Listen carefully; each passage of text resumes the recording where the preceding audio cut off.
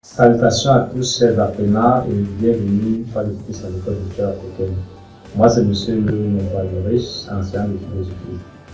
Nous sommes encore près de vous pour une nouvelle vidéo. Cette fois-ci, elle concerne deux salles de classe exactement, la première AA et la première CET.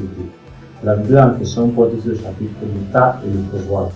L'État et le pouvoir, c'est un chapitre essentiel qui aborde les notions de gouvernance, les notions de politique. Et il est question ici d'évaluer la valeur de l'État pour l'homme, pour la société. Vu qu'on sait que dans chaque milieu, dans chaque environnement, il y a toujours une minorité qui est investie dans le pouvoir visant à assurer la sécurité de l'ensemble de l'État. Bon, ici, il est donc question d'analyser, n'est-ce pas, les dimensions de l'État. Qu'est-ce que l'État vise en réalité en société? À cet effet, nous allons développer cela à travers les différents points abordés dans le tableau que nous allons présenter tout à l'heure après cette petite transition.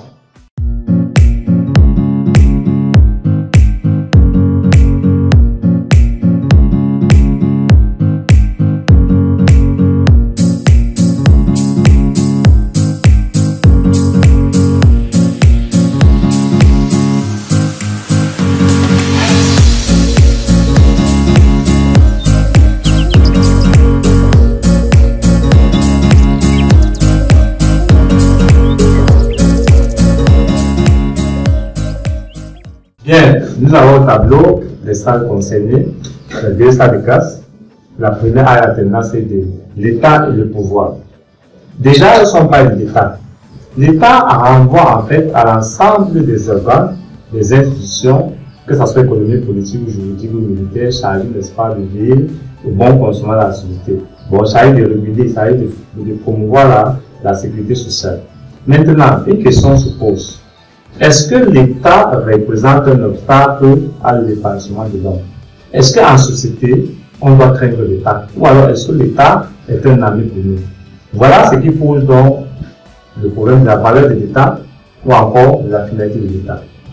Bon, je tiens aussi à préciser que le but de cette leçon, de ce chapitre, c'est d'aborder les thèses qui s'affrontent dans ce chapitre.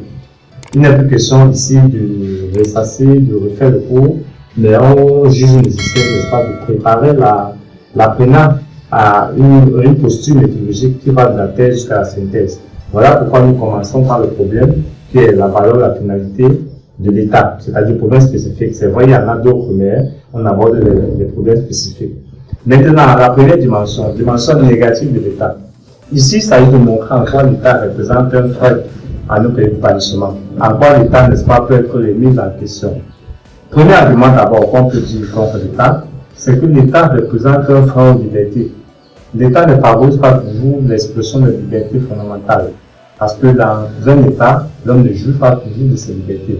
L'État joue nos libertés à travers des espaces, non seulement des lois, mais aussi à travers des obligations. Et parfois même, l'État, n'est-ce pas, ne respecte même pas ce qui est établi comme loi vis-à-vis du citoyen.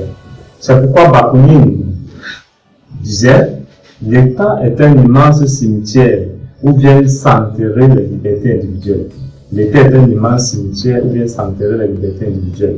Bon, on peut dire qu'au sein de l'État, les libertés n'existent pas. Bon, l'État est là pour nous priver de notre liberté. Je prends l'exemple simple, la liberté d'expression. L'homme ne joue pas toujours de cette liberté dans l'État parce que l'État parfois use de son pouvoir pour dominer et empêcher de jouir de cette liberté. Dans le même sens, Lénine affirme, il dit, tandis que l'État existe, il n'y a pas de liberté.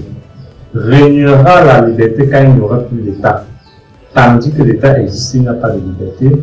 Régnera la liberté quand il n'y aura plus l'État. Bon, on peut dire que quand il y a l'État, il n'y a pas de liberté. Pour que puisse régner la liberté, il faudrait que l'État disparaisse. Bon, pour montrer en fait que l'État et la liberté sont opposés. Bon, dans leur sens, on vous retient que l'État est un obstacle aux libertés. Et on peut aussi ajouter, en guise d'argument supplémentaire, que l'État aussi ne favorise pas toujours l'égalité, dans le sens que l'État est parfois au service d'une classe particulière, c'est-à-dire la classe dominante. L'égalité n'est pas toujours visible dans l'État, parce que ceux qui disposent, n'est-ce pas, du pouvoir, parfois utilisent leur pouvoir pour instrumentaliser ou bien pour dominer les autres. Voilà également l'élément négatif sur l'État. Maintenant, sur la dimension positive, parce que en dehors d'apporter des arguments contre l'État, il faut aussi reconnaître l'utilité de l'État ou alors la valeur de l'État dans la société. Sur un premier point d'abord, l'État favorise la sécurité sociale. L'État favorise, n'est-ce pas, c'est grâce à l'État que les hommes se sentent en sécurité. Dans quelle mesure? Parce que l'État, à travers ses institutions, veille au maintien de l'ordre. Je parle par exemple à travers les institutions comme la police, la gendarmerie, les militaires. Leur but c'est de veiller, n'est-ce pas, à l'équilibre social, à la stabilité sociale. Et on sait bien qu'aucun environnement ne peut vivre sans institution. Parce que s'il n'y a pas les institutions, c'est l'anarchie, chacun fera ce qu'il veut. Or, l'État est là pour sauvegarder, n'est-ce pas, cette stabilité à travers ses institutions. Voilà pourquoi Spinoza le dit. La fin dernière de l'État n'est pas la domination ou la crainte, mais la liberté.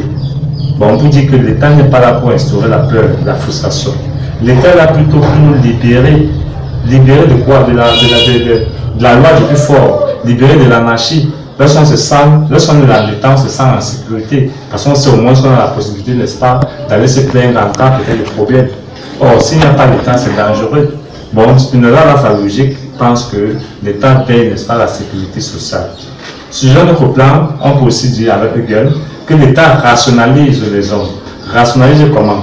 L'État implique des valeurs qui peuvent se faire soit à travers l'éducation, soit à travers des lois, où le but de l'État, n'est-ce pas, c'est de rendre, n'est-ce pas, le comportement, n'est-ce pas, le comportement rationnel, éviter, n'est-ce pas, l'état de nature, éviter la barbarie. Bon, l'État nous implique, n'est-ce pas, les valeurs à respecter. Ce sont ces valeurs, n'est-ce pas, qui humanisent les rapports, qui rendent les rapports harmonieux. Voilà pourquoi Hegel dit l'État est un rationnel en soi et pour soi. Bon, l'État est l'incarnation même de la raison d'appel. Bon, quand on est dans l'État, on se sent rationnel. L'État reste nécessaire. L'État reste indispensable. Peu importe ce qu'on doit dire sur l'État, il reste indispensable parce qu'on ne peut pas vivre sans l'État.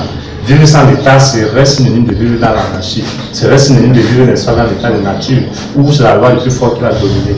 Voilà pourquoi on peut donc concevoir de manière objective que l'État reste indispensable, l'État reste incontournable. À ce sujet, Paul Valéry le souligne. Il dit, si l'État est fort, il nous écrase. S'il est faible, nous périssons. Bon, ça veut dire que peu importe comment l'État est, il faudrait, n'est-ce pas, qu'il soit ainsi, c'est-à-dire on prend l'État comme il est, peu importe comment il se présente.